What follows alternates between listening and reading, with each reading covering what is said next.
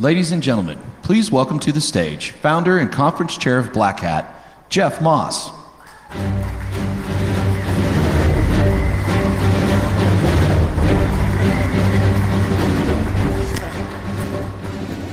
So am I Luke or am I Darth Vader? I'm not sure.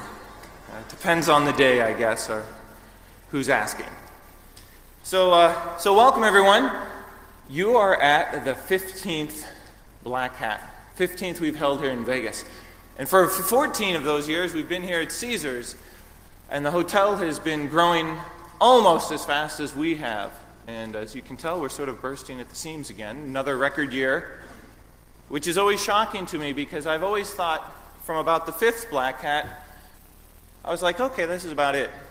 You know, I mean, I think back then it was like that many people. I was like, well, this is about as many people who care about information security as there are on the whole planet. They can get on an airplane and come to Vegas. So this is it. That's pretty cool. That's how big the industry is. And then every year we grew and grew. So I'm wondering, is this it? Or is there more? Right? At the 20th, are we going to have double the space? I mean, just how many people care about this? And the answer is pretty much everybody. I mean, my mom cares about it now. Everybody cares about it. And if you're, with my role in Washington, D.C. a little bit more now, all of a sudden everybody cares about it there. You have people like reading crib sheets on the subway, trying to work the word cyber into their conversations. It's really kind of creepy. And my latest career advice from somebody who didn't know what I did, they said, you know, cyber's so hot, I'm trying to work it in with my normal keywords for my job to stay relevant at work. So now instead of saying the bad guys are using the botnet to control something, I'll say, you know, the cyber C2 for the bad guys. And I'll sound, you know, more relevant. Okay. C2, I'm thinking I might have to have like a career advice track or something. So, before we get started, I want to say a couple of words. I want to thank our sponsors. We have 3 diamond sponsors this year, and you know, Microsoft is one of them. They've been a long-time supporter, and you know, 10 years ago when they had their giant moment when they realized security was sort of important, they've come so far. I mean, remember, they are the example sort of in the industry of, you know, the SDLC. They show what can happen when a company puts their mind behind security, because every time they do something to raise the bar, they're actually sort of raising all the ships on the ocean. You know, everybody's boat floats higher from efforts they make. So I want to thank them for recognizing Black Hat and supporting us. Looking Glass and Qualys. Now, Qualys has been also a long-time supporter, over 10 years, and I was talking to Philippe, the CEO, I'm sure many of you know, and he was remarking that they were sort of doing cloud before it was called cloud. You know, I think it was called software as a service, and it's probably called something before that, but currently it's called cloud. And they really pioneered moving a lot of their logic into the cloud. And so I want to thank them for recognizing the value of Black Hat and wanting to support us, which really means supporting us all with the speakers that we get to hear. Now, before I introduce Philippe, who's going to introduce the keynote, Shawn Henry, who's going to talk about a topic that I hope is somewhat controversial, sort of this concept of bringing the fight to the enemy, or maybe in my early days, 15 years ago, I was working at a company called Secure Computing Corporation. And they made this firewall, which back then was like the coolest firewall on the planet, and it was called the Sidewinder. And everybody remembers the snake. And the feature of Sidewinder is it had strike back.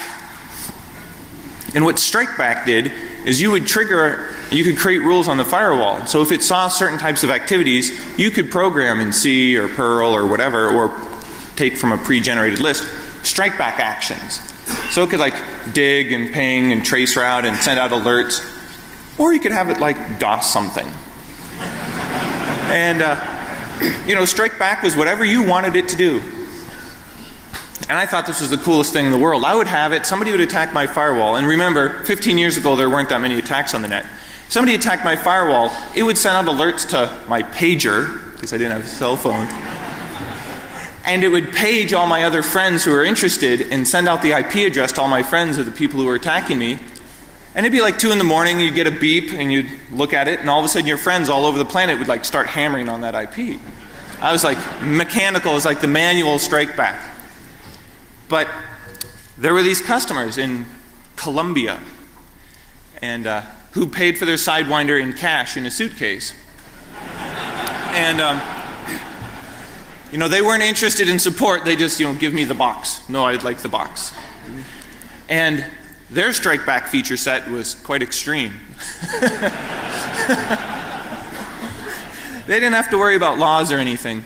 So it's 15 years later, and here we are talking about essentially strike back again, but we're talking about it in a different context. And when I think about this, a couple of ideas come to mind. One is, I'm not a government. So I'm not a nation state, I don't have treaties, I don't have a force of military, so what can I do?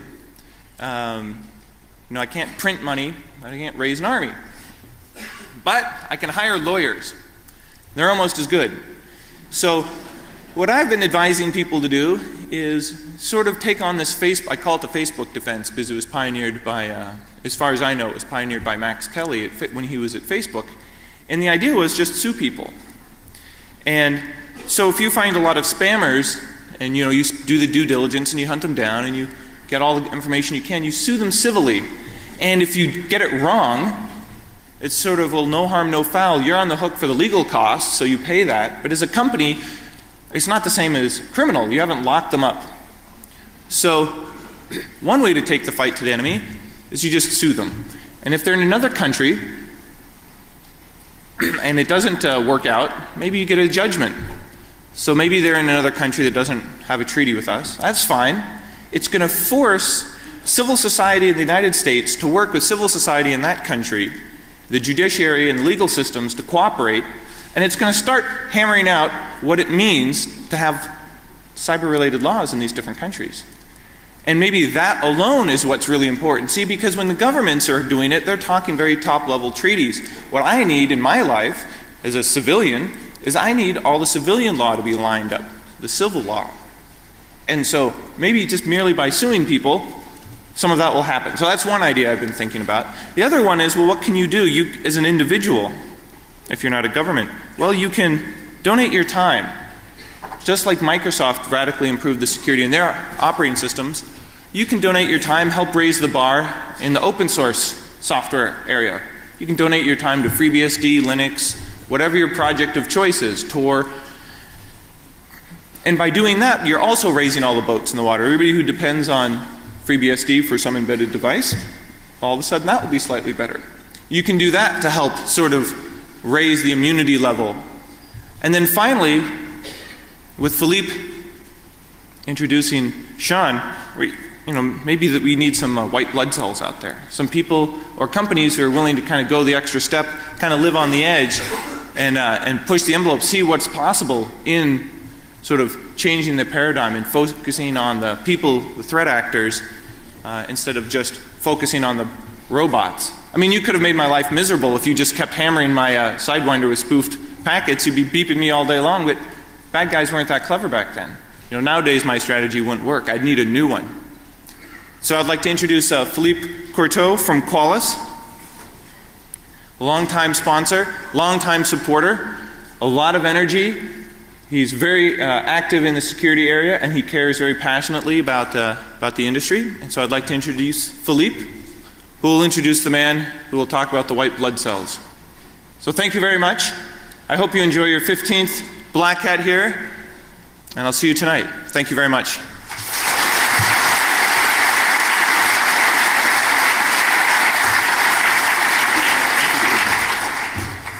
Okay, good morning to you all, and thank you very much, Jeff, for this very nice introduction. Indeed, Black Hat is dear to my heart and to all of us at Qualys. And I think fundamentally because it brings the best mind in our industry, you know, to share their experience. At a time when we unfortunately, all of us know that the asymmetry between attackers and defenders has widened, it's even more important to know our enemies. to know them better. And there is no really other way than knowing them well than to infiltrate them or to engage them. So sitting in your cubicles trying to figure out what they do or through market surveys doesn't really work.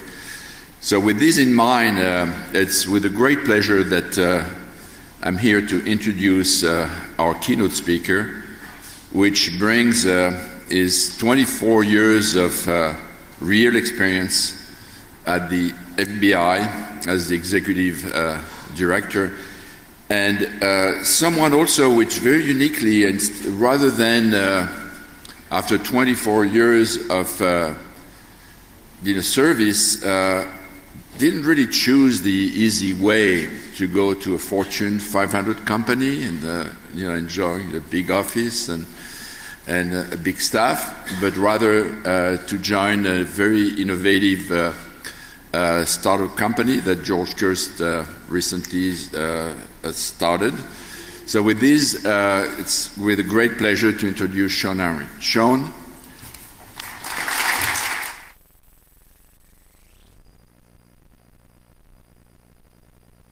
Stand by. I have control.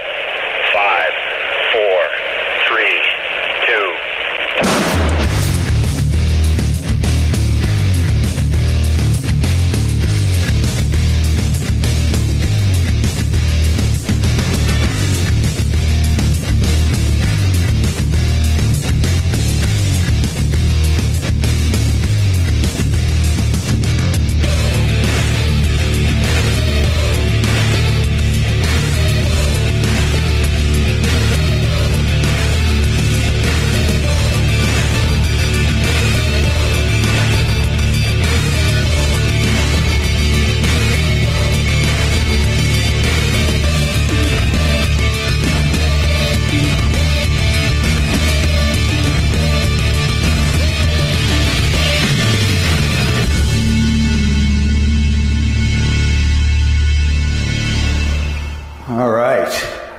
Good morning. That is like the onomatopoeia, all those booms, and these guys in the front row are saying, dude, I told you not to stay out so late. 24 years in the FBI, and my most recent position as the Executive Assistant Director, and I had the honor and privilege of leading the Critical Incident Response Group, of which the FBI's hostage rescue team is a part of. HRT is the best trained, the best prepared, the best equipped, and the most elite civilian tactical team in the world, anywhere in the world. And I thought that it would be appropriate for me to talk this morning about some of the things I've done throughout my 24-year career in the FBI, not just in the cyber environment, but also in the physical world, and some of the lessons that I learned and how we transfer those things over to computer network security. Because I think that there's an awful lot that we can learn from history that we move forward, and we shouldn't always reinvent the wheel. I've learned a lot of lessons in my time. One is that we need warriors to fight our enemy. We need warriors. And particularly in the cyber environment, like right now, where we need people like you to be the best trained, the best prepared, the best equipped, and an elite fighting force because of the adversaries that we're facing. I also learned that you play the way you practice. And that team that practices day in and day out, on the water, in helicopters, on the land, foreign and domestic locations, with the military and without the military, they're preparing all the time so that when they meet their adversary, they're able to defeat their adversary. Like we all need to prepare all the time. And a situation like Black Hat, where we're learning new techniques, emerging threats, how do we defeat them? In the organizations that you work in, where we need to be having training exercises regularly. We need to have tabletop exercises. So when things break bad, we know how to respond. Really, really, really critical. I learned firsthand the need for training when I was doing the tactical exercise about 20 years ago. And it was a training exercise, and we had these flashbangs that you kind of roll into the room, right? They're stun grenades, concussion grenades, lots of light, big sound. And the idea is to throw the adversary off so you could get into the room safely. And it was my very first training exercise. And I was really eager and enthusiastic. And I was lined up on the door as the number one guy getting ready to go in the door. And when the door gets breached, you're supposed to wait 1 second for the bang to go in. But I was so eager and enthusiastic that I went in. And that bang went off while I was standing right over the top of it. And I can tell you, I never did that again. So you play the way you practice. You've got to constantly train. So let me discuss some of the lessons about what I learned and what I think we need to do. The FBI has fought against adversaries for more than 100 years. Organized crime groups, white-collar crime, corrupt public officials, drug gangs, spies and terrorists. And in my career, I think I've seen more similarities between the physical world and the cyber world. They're not that much different, quite honestly. Certainly, the tactics are a little different, but the theories are very similar. And I think we can learn a lot. At the end of the day, we're not talking about computers attacking computers. That's not happening unilaterally. We're talking about human beings who are sitting behind a keyboard. We're talking about human beings who are developing strategies. We're talking about human beings who are identifying your organization to target you. So it's human beings. And so many of the things that I think that we've done successfully, not just in the FBI, but in law enforcement and in the intelligence community, we can apply to this space. There have been many substantial changes in the FBI since 9/11. And those changes were primarily put into place to thwart terrorist attacks, kinetic terrorist attacks, bombs going off and people being killed. But a lot of those theories we applied in my organization to the cyberspace. My team adopted, adapted, assimilated, and used many of those techniques. And I think that some of those techniques we can also apply in the commercial space. Let me talk for a couple of minutes about the threat. And I know we all have heard about the threat, and I know we've talked about the threat, and many of you have seen the threat day to day. But I think when we talk about this, it doesn't hurt to go through it again quickly, because we've got to constantly remind ourselves about how significant this threat is. I believe that the threat from C&E, computer network exploitation, and computer network attack is the most significant threat that we face as a society. And I'm not saying just as a country, but as a society, as a civilized world. Other than a weapon of mass destruction going off, I believe that it's the most significant threat. Everything that we do, research and development, all of our intellectual property, our corporate strategies, corporate communications, everything we do is stored or transmitted electronically. That's the way we do business. The DNA of your companies is available to the bad guy. That to me is a significant threat. The average person hears about the unclassified environment. Now this group is a little different, but the average person hears about the loss of PII, and they hear about a website defacement, and they hear about somebody who lost $1,500 out of their bank account, or some university that lost 10,000 usernames and passwords. That's what they hear. But the reality of it is, the vast majority of what's happening in this space is not heard by people outside of the classified environment. The vast majority of what occurs in the classified environment. I've equated it to an iceberg. The aggregate of this threat is an iceberg. And the water line is the line of demarcation between the unclassified environment and the classified environment. And we all know when you look at a 3D of an iceberg, that little piece in the unclassified environment is about that big. and 90% is underneath the waterline. I've seen below the waterline. I've been circling it in a submarine for the last 5 years. And I've seen below that waterline. So I think that that threat is real. I still hear from CEOs, why would I be a target? Why would somebody come after me? And they don't necessarily understand the full gravity of the situation. I believe that a major attack could negate a company, and I've seen it happen. A company in business one day suffers a substantial attack over the weekend, and on Monday they're out of business.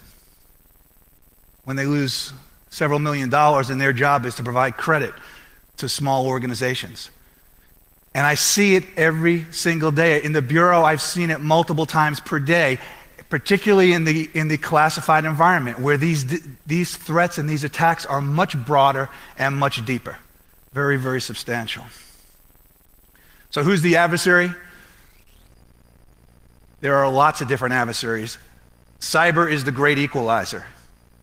For years and years, our adversaries were different organizations, different countries with big military might. And today, with a $500 laptop and an internet connection, anybody, anywhere in the world can attack any government, any organization, any company from anywhere, sitting in their pajamas in their living room.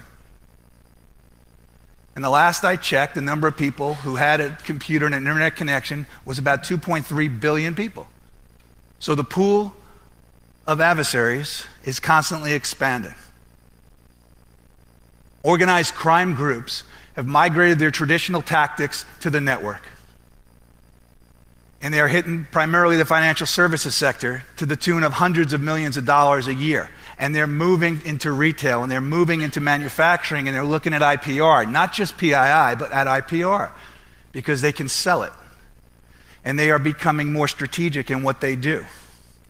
The most sophisticated ones are not much less than state sponsors, in my opinion, based on what I've seen. Their capabilities. They're defeating two-factor authentication. They're augmenting their capabilities. They are overcoming the defenses that are being put up against them. There are terrorist groups who are online now calling for the use of cyber as a weapon. I've talked about terrorist groups before, and people have said, they don't have the capabilities. They're not really looking to do that.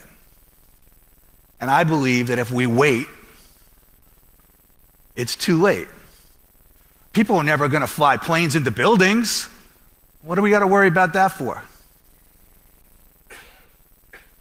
They're talking about people sewing bombs into their body to get on an airplane. Well, that'll never happen until it happens, and then it's too late, and then everybody wants to know why you weren't doing something about it. It's a threat, and it's something that we need to be concerned about, the threat to industrial control systems, and we're seeing an uptick in that as well. Recent DHS piece talked about some of the things that they've seen regarding industrial control systems and some of the actual threats to or attempts at those devices that control our critical infrastructure. Because the adversary knows that if you want to harm civilized society, take their water away. Do away with their electricity. It is a significant threat. It's something that we have to be concerned about. We have to be thinking about it today and not 2 weeks after it occurs. There are organizations that are quietly marketing hacking as a service. So even if organizations don't today have the capability themselves, they can lease it. They can buy it. People are selling tools and they're selling their capabilities to the highest bidder. And that is quietly happening. There's a lone wolf, what I call disenfranchised people, disgruntled employees, the potential insider, that are looking at your networks. And I've seen many more of those, again, in the last year or so, where we've seen those start to rise. And finally, foreign intelligence services, which in my opinion is the most significant threat today, not necessarily in the future, but today. There are dozens of foreign nations that have computer network offensive capabilities. And they are actively seeking the information off of your networks every single day. They're looking for a competitive advantage. They are taking the information and they are supporting their homegrown businesses. They're stealing corporate strategies every single day. It's like playing poker with a marked deck when you sit down to have a negotiation with a company that's working or housed in another country, and that nation's computer network operations have taken all of your strategy before you sat down, and they've got the answers to the test before the negotiations start. I talked previously about a company that we saw that lost $1 billion of IPR, 10 years worth of research and development in the course of a weekend, a couple of days. And that is not an isolated event. That is happening. It's not just the confidentiality of the organizations that's at risk. The adversaries, the penetration that they're making and the depth that they're making into organizations provides them the opportunity to change data. It provides them the opportunity to shut off networks. The very data, the integrity of the data is at risk. The confidence that you have and your organization has and your executives have is at risk, that you may not be able to rely on the data, because it's not just that somebody viewed it, they didn't just touch the file, they added something to it, or they manipulated it, they changed it. And there's a constant movement to continue to push data to the network. So one of the things I learned in the FBI is there are certain things that we don't put on the network. There is information from informants. There is information that we collect off of digitally authorized intercepts, court authorized intercepts. There's information about sensitive investigative techniques. That doesn't all need to be on the network. It doesn't need to be accessible to everybody. We can control who sees, access control, who sees what's on those networks. I don't understand why more companies aren't compartmenting some of the data. I get the technology, I understand. We invested a lot of money. It's really important for us to put this information out. We want to show everybody that we're moving forward with technology. I get that, but I think we need to do it in a strategic way. We've been focused on defense for a long time. And defense in depth is absolutely, positively necessary, but it is failing if we are focused solely on perimeter defense. It is failing. It is not the sole holy grail. It is not the secret sauce. It is a piece of a holistic approach. Because we know with the sophisticated adversary will jump over that fence. They're getting over the firewall, and they're inside, like an invisible man walking throughout the organization. I see it all the time. I can't tell you how many times FBI agents have been deployed on site. They knocked on the front door of an organization and told them that their network had been breached. And it was breached because we found all the company data outside the network. And we found the data outside the network in the course of a completely unrelated investigation. So we had the data. And we sat down with the CISO or the CIO, and they said it couldn't have happened. And lo and behold, after some evaluation, sure enough, it had happened. And in some cases, it had happened months ago. And in a couple of cases, it had happened years ago, meaning that the adversary had unfettered access to the network for years, unbeknownst to the people who own the network. That defense didn't work. There's something else that you got to do. And I don't think the private sector has traditionally focused on the threat. I believe that we have to mitigate the threat. Everybody's heard of the classic risk model. Risk equals threat times vulnerability times consequences. And if you can reduce or eliminate one to zero, then you've got no risk. But that won't happen. The status quo is unsustainable. The situation we're in is unsustainable. In the physical world, people are responsible for reducing their vulnerabilities. In the physical world, your corporations are responsible for locking their doors and having guards. But that's not always working in the private sector on the cyber side. The FBI, when I was there, could not respond to every single situation. Every time there was a breach, every time a company was broken into, every financial transaction that went bad because someone was committing a fraud.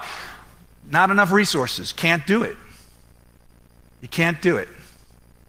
So the FBI looks at mitigating the threat. We can't respond to every victim and make them whole, but what if we can prevent what happened by going after the threat? What if we could use proactive investigative techniques, undercover operations, informants, digital intercepts, lawful digital intercepts? You can't make every school and every mall, every university and every workplace impenetrable. It can't be done, certainly not in our society. Maybe other societies you could do that, but not in this society. We live in an open society. And if we can't defend every mall and every school and every university and every workplace, then we've got to look at a different tactic, which is being aware of who the adversary is and stopping them in advance of them walking into a school, a mall, etc. How do we do that? Let's carry that to the cyber world, that theory to the cyber world. And I think we need to have a paradigm shift in the way we all do business. In the FBI post 9/11, we made significant changes in our organization. We were traditionally a domestic organization. We moved to a global organization, an international organization. We were primarily a law enforcement organization, but we moved to a law enforcement and a national security organization, to an intel organization. It was a paradigm shift. And we changed the way we measured our success. Because historically, the FBI measured its success by how many arrests we made, how many indictments we had, how many convictions. It wasn't about the threat. It was about how many numbers we could generate. How many people do we put in prison? That's great. It's wonderful. But are you putting the right people in prison? Are you stopping the highest priority threat? Because just merely generating a lot of numbers is not the answer. So we changed the metrics. It became dismantlements, preventions, sharing of intelligence that others can action. Perhaps not the FBI, but can others action it? The private sector, local law enforcement, foreign law enforcement. It's not just about the numbers. The old information security metric was, can we stop the adversary from getting onto the network? That's the measure that many people have used for years and years. And I would say that if that's the measure that you're using now and your bonus is tied to that, there's not going to be a lot of Christmas presents.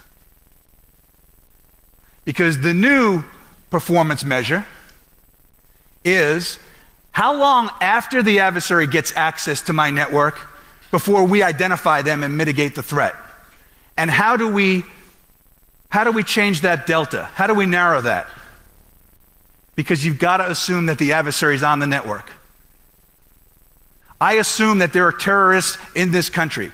I know that there are organized crime groups. I know that there are spies in this country. Now, we can't prevent them from getting over the border. They're here. So what do? How do you change the way you perform? Intelligence is the key to all of this, in my opinion. Everything we do, whether you're chasing spies or terrorists or organized crime groups or cyber hackers, people that are involved in computer intrusions, intelligence is the key. The Bureau's made institutional changes. And I was proud of being there and proud of what occurred. They've made institutional changes. We moved from being case-driven, how many cases do you have, to being threat-driven. Who is the adversary and how do we get to them? It was a dynamic change, and I can tell you it was not without controversy. It's a hard deal to take 36,000 person organization and kind of put on its head that which had been done for about 97 years. That was a hard thing to do. But I really believe that those changes have made us safer. And I think we can do the same here in cyberspace. The intelligence cycle, looking at strategy. What do we need to do? What are the requirements that we need to collect against? What's the issue that we need to collect against? And then we talk about our collection. In the physical world, when we're looking for bad guys, it might be surveillance. It might be sources of information from the general public. It might be those intercepts or physical review of what's occurring. The intelligence model in cyber is about visibility. It's about visibility into the network. It's about what's happening on the network. In the FBI, we collected a lot of intelligence and we shared it at the NCIJTF, the National Cyber Investigative Joint Task Force. And the intelligence that was collected there was able to be shared with lots of partners, some of whom had the ability and the capability to action that intelligence that the FBI didn't for whatever reason, because of authorities or what have you. We can collect intelligence, we can analyze it, we can start to put the pieces of the puzzle together, and then we have to execute it. We've collected lots of intelligence on the cyber side in the FBI and shared it through groups like the NCFTA, where the government has shared with the private sector. And there are other consortiums where we've shared intelligence with the private sector. But that's happening at human speed and not network speed. So the one fault that I see, unfortunately, and it's just a matter of a number of things. There's some policy issues, there's some technical issues about how that intelligence gets shared at network speed. Because you can't share millions of pieces of information human to human. That doesn't work. But if you think about the model and how it works, if you think about getting a better understanding of who your adversary is and what it is that they're doing day to day, it allows you to be much more strategic. We need to understand who the adversary is. Because if we understand who they are, we can take specific actions. We are not reacting. We can be proactive. We can't react. The adversary's capability and the adversary's access to the networks provides them with an advantage to us. We can't always see. They're able to get access to the network. They're able to identify what it is they want. They orient themselves. They take decisive action. And we're reacting too late. We're reacting too late. If we have the opportunity to collect intelligence, we can get out in front. I'm certain that we can. I've seen it done in the physical world many, many times, where intelligence has allowed us to get out in front. And we can do it in cyberspace. It's going to require some policy issues. It's going to require some technical solutions. But if you understand and believe in the theory, I absolutely believe there are a lot of smart people that can make this happen. Let me talk about this. We'll use a physical world example, a real world example, a terrorist example. What if I got intelligence in the FBI and I put out intelligence that said that there was a person who was going to bomb a manufacturing plant somewhere in the United States? Now that would raise people's awareness and they might increase security. But what if I was able to put out intelligence that said there's a woman between 28 and 30 years old who's looking to bomb a manufacturing plant? And she's got a tattoo on her left wrist. She's got shoulder-length dark hair. And she's going to do it sometime the first week of September. And she's doing it, she's going to be attacking an auto manufacturing plant, Acme Auto, because she's got concerns about global warming and how Western society is impacting the sub-Saharan African region of the world. Now, do you think that with that type of intelligence, we in law enforcement, in the FBI, and the intelligence community could be a lot more strategic in how we respond to that type of information? We could be a lot more strategic. The more granular intelligence we have, the more strategic we can be. It will allow us to become more resilient. It will allow us to absolutely be safer. In the FBI, we had limited resources. The FBI continues to have limited resources. You all have limited resources. Your CEOs and COOs and CISOs and CIOs, they've got a lot of money they want to place in a lot of different places, and you don't get it all, unfortunately. And you know that all too well. We've got to be able to prioritize the threats, and if we've got granular information, we can be more strategic. You can't protect against every single threat. So I believe that the intelligence, the granularity allows us to be more strategic. We have to constantly hunt for the adversary. Because I know that there's a woman between 28 and 30 who's going to blow up a manufacturing plant. That's good that I have that information. But I bet there are 5 more people like her who are going to be using similar techniques, maybe different weapons, maybe for a different reason. And I don't have all the intelligence. So it would be wonderful if we had all the intelligence all the time. We could be real strategic. But that's not the case. That's not the case. So we've got to constantly be hunting. We've got to constantly be looking for the tripwires. If you agree with the premise that the adversary has already breached the network, it's likely that there's somebody already there, then why aren't you looking for them? We've got to constantly be looking for them.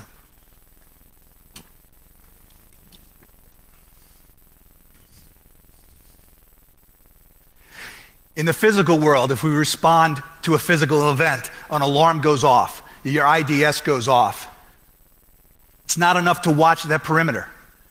We need to have somebody walking up and down the halls of the manufacturing plant, looking inside the vacant offices with a flashlight, constantly assessing. Are there changes? Is there something out of place? And in the cyber world, have files been touched? Have things been changed? Are we seeing anomalous behavior? In the physical world, if we don't have those indicators, those visual cues, we're not going to be able to respond. In the physical world, the police and the Department of Defense are responsible for protecting the country. They're responsible for protecting your neighborhood. They patrol your neighborhood. And the Department of Defense is responsible for protecting this country from an attack physically from another country. And in the cyber world, DHS has the responsibility and the authority to protect .gov. And NSA has the responsibility and the authority to protect .mil. And I have nothing but pride and confidence in my colleagues in DHS and NSA and other government agencies because I know that they're working really hard. But guess who's responsible? Authority and responsibility for protecting .com. Nobody. Nobody. Nobody has the authority to protect .com. People will respond. The FBI will respond if you got breached, but they're not actively, proactively monitoring the networks, looking for anomalous behavior. They're not looking for somebody sneaking over the border. They're not looking for somebody flying in with a foreign airplane. They're not looking for the missile because they're not monitoring .com. And there are a lot of reasons for that. I get that.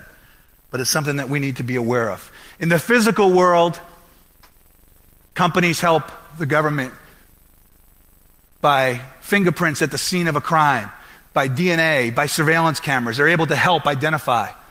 In the cyber world, we need to do the same type of thing. Logging is the equivalent of video cameras. It provides greater visibility. Again, it's not the only answer, but it provides greater visibility. You've got to cite your adversary, cite them, get them in the sights. It's not just what happened. It's not just what they did. It's who did it, why they did it, and how do I get to them to take them out of the fight. Those HRT guys, you think they're looking saying, whoa, that was a 9mm, whoa, a 45. They want to know where the bullets are coming from so they can get down range and take them out of the fight. That's the only way to stop an aggressive adversary because they're not stopping on their own. They're continuing to come at you. Proactive. We need to be proactive. I am not talking about actively hacking back against other countries, other organizations. Unlike Jeff Moss, who apparently broke the law. I'll be chatting with him about that when we're done. We can be proactive on the network, on our network segment. We can be proactive. There's a lot that we can do to create a hostile environment for the adversary to operate in. There's a lot that we can do. Maybe it's denial and deception. Maybe we have corrupt packets somewhere. Maybe we have misinformation. Maybe if we know who the adversary is and we know what it is that they're looking for, because we're getting ready to do a merger or an acquisition in a foreign country, and somebody's told us that our network's been breached and we know the files they're looking to touch, maybe we serve it up. Wouldn't it be nice if when they sit down at the negotiating table, they got the wrong answers to the test? You remember that in college, right? Wrong answers to the test. That's a bad day when you don't have the information. What if we're able to cause the adversary pain? Because they spend 4 months getting access to your well-secured network, but they finally get in, and it cost them 2 0 days to get on there. And when they get back home, it's the wrong missile. It doesn't work. There's things that we can do. The HRT model calls for speed, surprise, action. And I think that there's a lot that we all can do on our network. HRT protects what's good and eliminates what's bad. They rescue hostages. They protect life. I would argue that your data is being held hostage and that the life of your organization is at risk. And you, as well-trained, well-equipped, elite cyber warriors, can have an impact. I think the stakes are high. When I talk about the power of intelligence, when I talk about us being proactive, I believe that the intelligence that we gain from these proactive operations, because we cause the adversary to move, because we take them off of their game, that allows us to collect intelligence. When they're moving outside of their normal course of business, they're making mistakes. They're doing things that they didn't plan to do. It's getting hot, and they're making changes. And by doing that, we can collect intelligence. And that intelligence allows us to predict where they're going to go. What is it that they're looking for? By disrupting them, you change the game. You have home field advantage. They don't know your network the way you do. You have home field advantage. We can get them to tip their hand, and we can raise their cost. Using that same philosophy, we can be preventive. Using that intelligence, we can make changes to our standard operating procedures, how we construct our network, where we put our most sensitive information. We can fix vulnerabilities before they get exploited if we have the intelligence on the front side. Something else that I learned in the FBI is the Constitution and civil liberties and privacy. Those are all really important, and I still believe them, even out of the FBI and the private sector, and we've got to uphold those.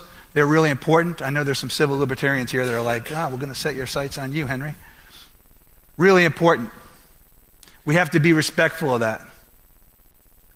One of the other things that I've learned is the value of partnerships, and particularly when we're talking about sharing intelligence, how absolutely critical partnerships are. I'm talking about partnerships, federal government to state and local government. I'm talking about partnerships, government to the private sector to private sector, government to foreign governments to private sector. It's a holistic response because everybody's got some intelligence that provides indicators that identify who the adversary is. And we need to call them out. We need to call the adversaries out.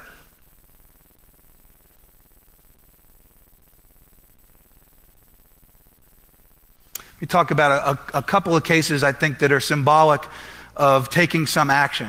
And some of the things I think the Bureau did that were game-changing and did tip the scales a little bit. Operation Core Flood, working in partnership with Microsoft and the private sector and other law enforcement agencies, we were able to disable a botnet that was being run. There was about 2 million bots on the net that were infected with malware. It was an organized crime group. They were stealing PII. It was primarily financial services sector.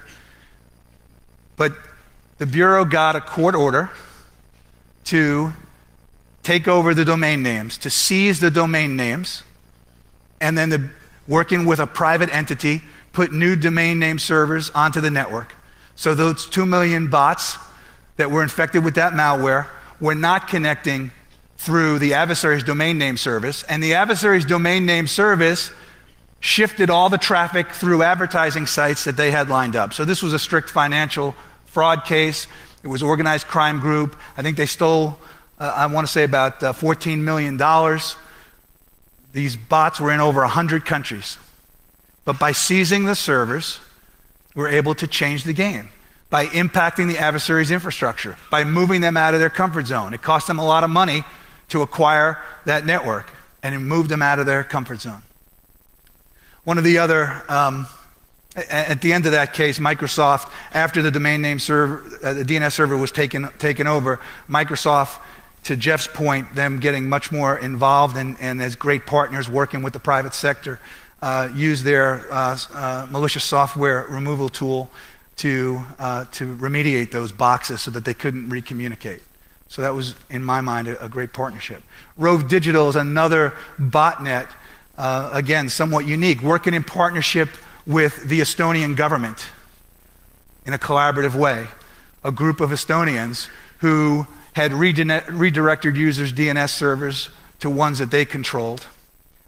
Just, again, a huge operation where servers were seized, the infrastructure was taken down, the adversaries were eventually arrested, but it was a pretty significant group. There are many other examples like this on the national security side, where there have been proactive operations, where the adversary has been identified and operations have been put in place to get them out of their comfort zone.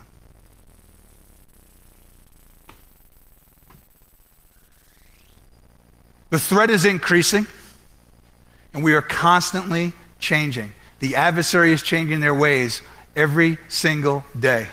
We need a paradigm shift in the way we do things, the way we employ security. And the lessons that we've learned, both from the FBI and the government, some of their positive efforts, can absolutely be applied in this sector. Not only do you need to understand your own organization, you have to understand your own organization. You also have to understand your adversary. So I read a quote from Sun Tzu, famous Chinese war guy. He said, if you don't know yourself and you don't know your enemy, you will be imperiled in every battle. If you don't know yourself and you don't know your enemy.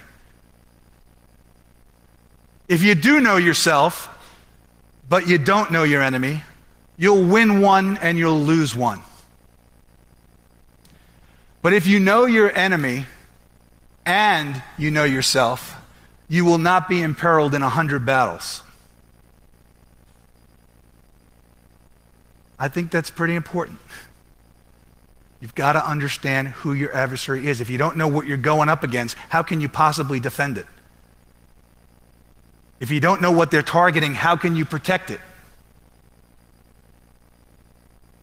I thought this quote was important. Find out where your enemy is. Get at him as soon as you can. Strike him hard as you can and keep moving. From another famous Chinese philosopher.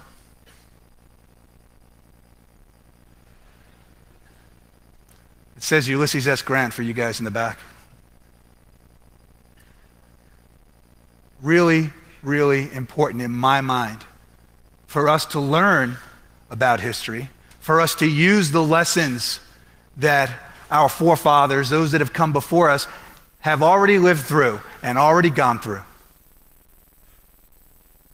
We've lived this fight. It might not have been electronic, but we've lived this fight. We've fought adversaries in many battles, many different times. Why don't we learn from what we've done? We can.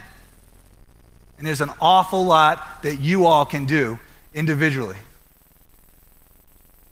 to make a difference in this space. I am going to take some questions. And Trey Ford, who's been running this show, has taken Twitter questions over the course of the last few weeks.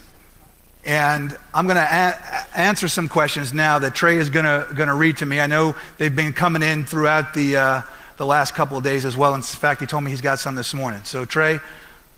Hey, Shawn, we've only got time for one question. We've got a question that came in from Ian Trump via LinkedIn. The question states, too big to manage. Bring your own device, Armageddon, or opportunity. Shawn, without using the word cyber, can you share an example of how you are seeing mobile devices used against us? How we see mobile devices used against us. I see mobile devices used against us every day. Mobile device can be used as an attack vector. It can also be used as an offensive tool. I think that it's just a natural extension of the network, and I think that we've got to treat it similarly to the way we treat the rest of our network. So I think that mobile devices are a continued emerging threat. I know that there's an awful lot of new capabilities that are being exploited currently, and it's something that we have to continue to use. All right, that was one question. Let me finish up. The adversary is doing what they're going to do, okay? They're doing what they're going to do. And it is unlikely to change in the short term. But there are things that are in your sphere of influence that you can change. We are in a historic time in history right now. And the actions that you take now are going to define where we are in 20 years. The government is not able to independently solve this problem. Because I think that this is probably the first time in history where civilians are on the front line of the battle every single day. And that is you. And I have tremendous respect for people who have the passion and the enthusiasm and the energy to meet their adversary every single day. I worked with people like that in the FBI who sacrificed themselves. They sacrificed their time with their family, and they were committed to their cause. And I implore all of you to be committed to your cause, because the stakes are too high. And I believe that our failure to step up now is going to mean a failure for society. I've talked to FBI agents for years, and I always talk about the thin line that separates good from evil in society. It's a thin line. And I implore them to hold that line tight, to stand on it shoulder to shoulder. Because our failure to do so means people are going to get hurt and people are going to die.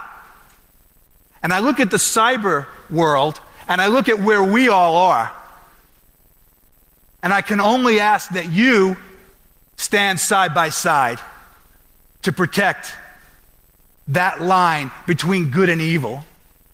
And people might think I'm being dramatic, but I believe it. I believe it. You have a responsibility and you have an obligation to your company, to your customers, to your families, to your coworkers. You have an obligation. Because if we don't do that, bad things are going to happen. This is your time to step up. And together, we can change this game. I believe that.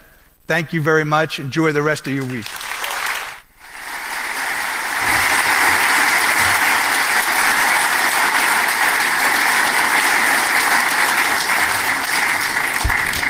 I have a quick announcement to make talking about change. Black Hat's going to go through a little bit of change, and we need your help to do so. We're sending out a questionnaire on Monday to everyone, and we're going to gather this feedback, and it's going to help change or chart the future course of Black Hat. So when you see this email, no, it's not a phishing attempt.